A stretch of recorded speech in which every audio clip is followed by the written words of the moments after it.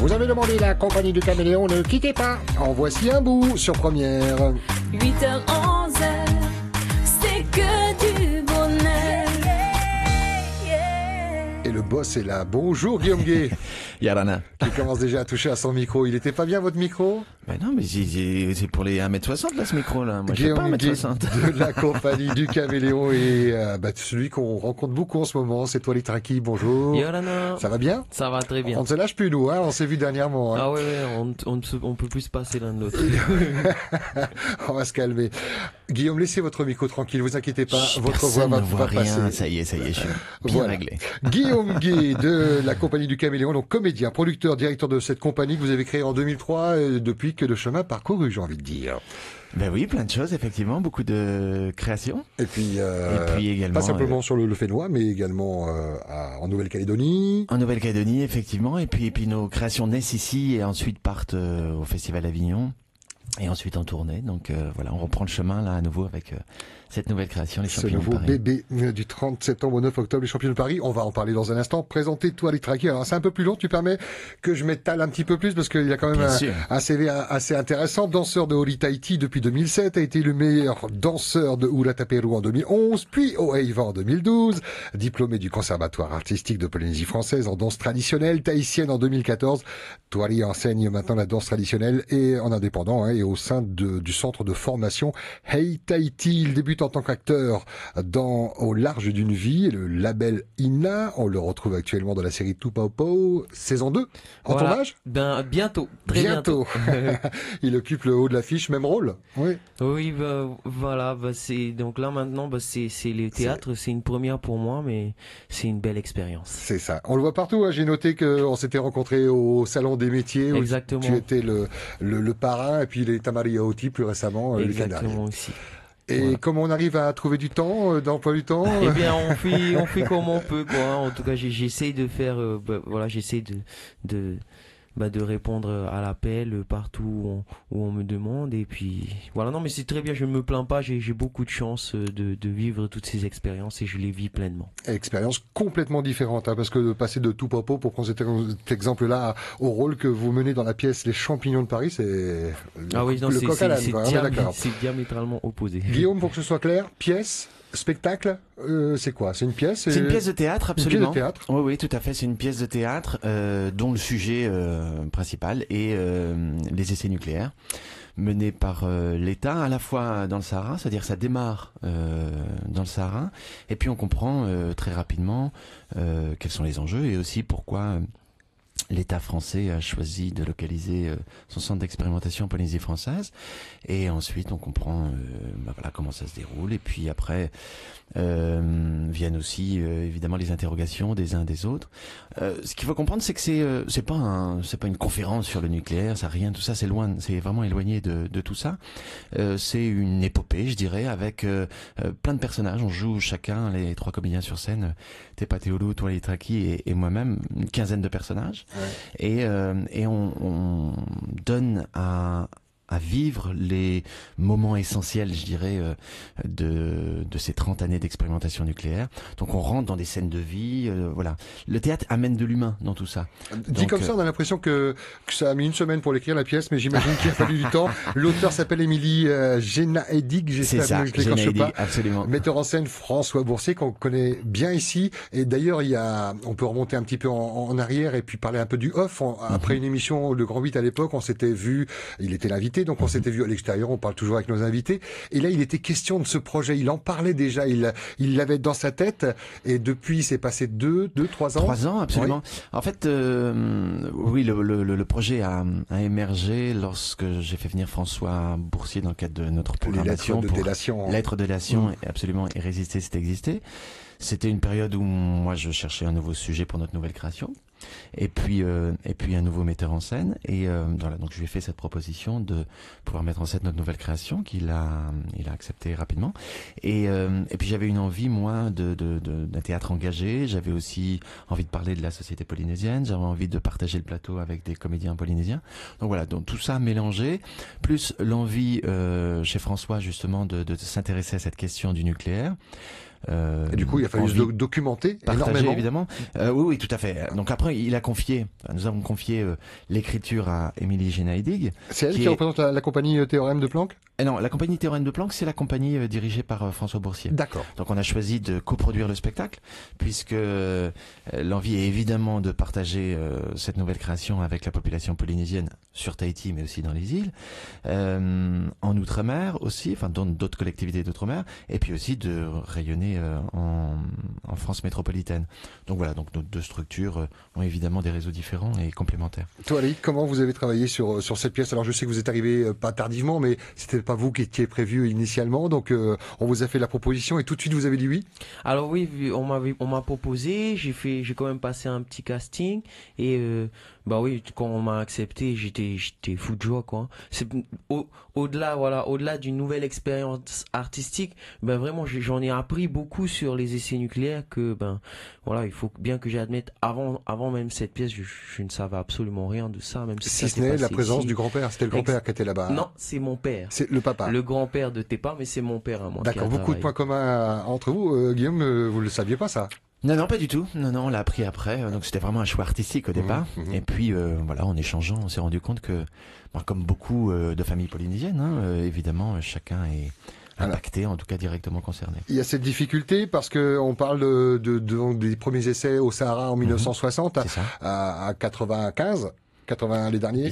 Ici 96. 96, pardon. Voilà, et ça n'a pas été trop difficile justement de concentrer. Si, bien sûr, il a fallu faire des choix. Donc là, ça a été le travail d'Émilie Génaïdig, dont on a parlé tout à l'heure, qui a fait un travail. Au début, la pièce faisait 20 heures. C'est à peu près ça, ceci dit. Elle a travaillé pendant 3 ans. Donc, ce qui était très intéressant, c'est qu'elle est arrivée vierge sur le sujet.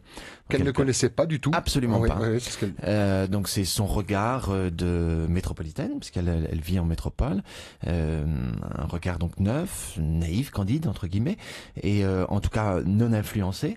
Et voilà, elle a fait un travail de fourmi pour justement collecter plein d'informations avec des sources très variées, très différentes. Est-ce qu'on va apprendre de nouvelles choses? Est-ce qu'il y a un apport d'informations supplémentaires du fait d'avoir été peut-être chercher des sources?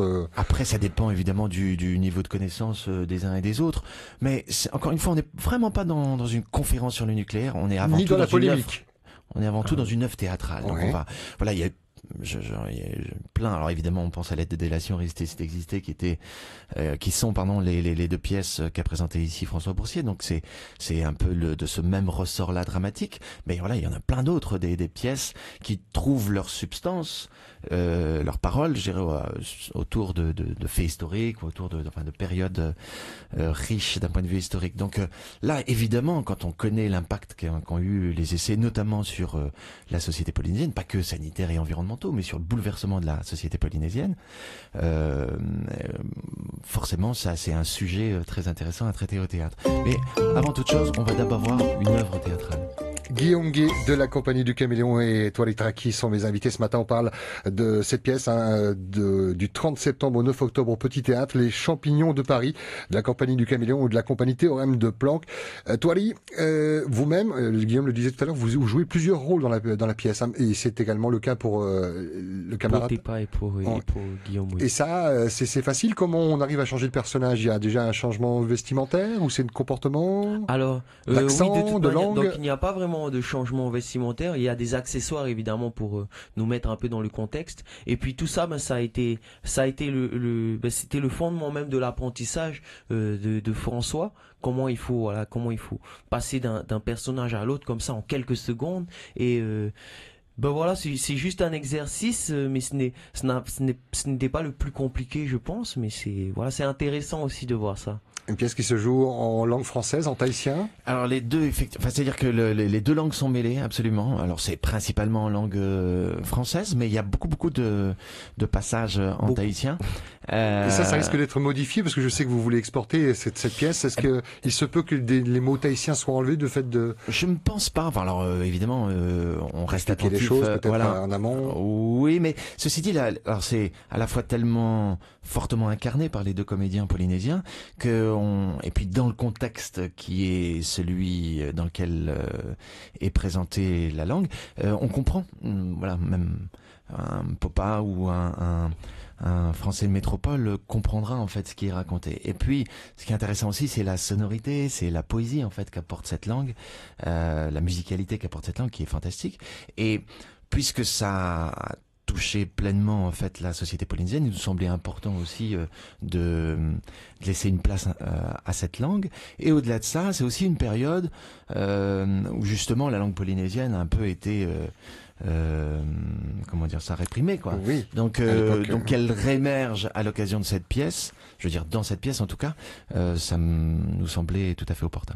On va parler dans un instant des tarifs, vous donner les horaires. Vous irez jouer cette pièce également en dehors de Tahiti? Oui, on joue la semaine prochaine à Raiatea, aussi le 5 octobre. On fait une scolaire à 9h30 et une tout public à 19h. Les scolaires, il y a d'autres rendez-vous prévus? Parce que là, ça tombe pile poil un peu dans le programme d'histoire. En tout cas, pour une fois, l'histoire colle à notre Fénois. On n'apprend pas l'histoire de France. Là, c'est l'histoire du Fénois. Vous avez réussi à avoir des contacts, à l'intégrer dans le il y a en tout cas 3 scolaire. représentations scolaires. On en a déjà fait 2, puisque l'étape de création s'est fait le temps de création s'est fait en 2 étapes. On a eu une première création qui a eu lieu en février-mars dernier. Encore en rodage un peu. Ouais, en tout cas qui a abouti à 3 représentations, 2 en scolaire et puis une devant un public au fait de cette problématique du nucléaire, parce que voilà, comment dire, œuvrant dans des associations ou dans le milieu politique, etc. Donc c'était important pour nous d'avoir des premiers retours sur le fond, voir si effectivement on n'avait pas fait des contresens ou oublié des choses ou des voilà. historiens étaient invités, j'imagine. Oui, notamment, effectivement. Et donc ça nous a permis de voir corriger, de corriger éventuellement. Alors fort heureusement, on n'a pas eu beaucoup de modifications à faire. Donc là, on était vraiment dans des précisions, je dirais, dans ce deuxième travail. Et puis faire bien descendre la pièce dans le corps, améliorer des choses techniques, etc. Donc il y a eu déjà 2 scolaires et là il y en aura 3 à nouveau lundi, mardi et jeudi prochain. Du 30 septembre au 9 octobre au Petit Théâtre, les Champignons de Paris. Caméléon.pf pour avoir toutes les informations, nous savoir où on réserve, un nouveau réservation en site ligne. d'ailleurs. En plus. Tout nouveau, tout neuf. Et j'imagine que sur ce site, vous n'avez pas oublié de préciser qu'il y a toujours ce service de garderie sur Tahiti, en tout cas pour s'occuper des plus jeunes enfants. Absolument, effectivement. Vous pouvez nous confier vos enfants pendant les représentations. On a 2 nounous spécialisés dans la petite enfance qui les accueillent. Avant de laisser la conclusion à vous, Guillaume Gay, un mot, Thoiry, qu'est-ce que vous avez envie que les gens qui vont venir voir cette pièce, ce spectacle, retiennent de la durée du spectacle? C'est 1h30. 1h30, ouais, au bout d'1h30. Eh bien, moi, tout ce que je pourrais dire, c'est que voilà, il faut pas que ce soit, faut pas que ça paraisse élitiste. Il faut que tout le monde vienne, d'accord. C'est pour les Tata Tahiti, c'est pour les Popas, c'est pour tout le monde. Il faut venir pour apprendre, pour savoir. Et puis après, encore une fois, comme Guillaume l'a si bien dit, nous, on n'est pas là pour, on n'est pas là pour imposer notre point de vue. Mais voilà, pour que les gens viennent et qu'ils se posent des bonnes questions sur ce sujet, voilà. Parfait. Il est bien, hein? Il est pas mal. Thoiry, merci beaucoup d'être venu ce matin. Le mot de la fin pour Guillaume. Oui, redire effectivement que la pièce soulève des questions avant toute chose, qu'on a relayé des points de vue extrêmement divergents et notamment des points de vue qui sont très éloignés des nôtres. Donc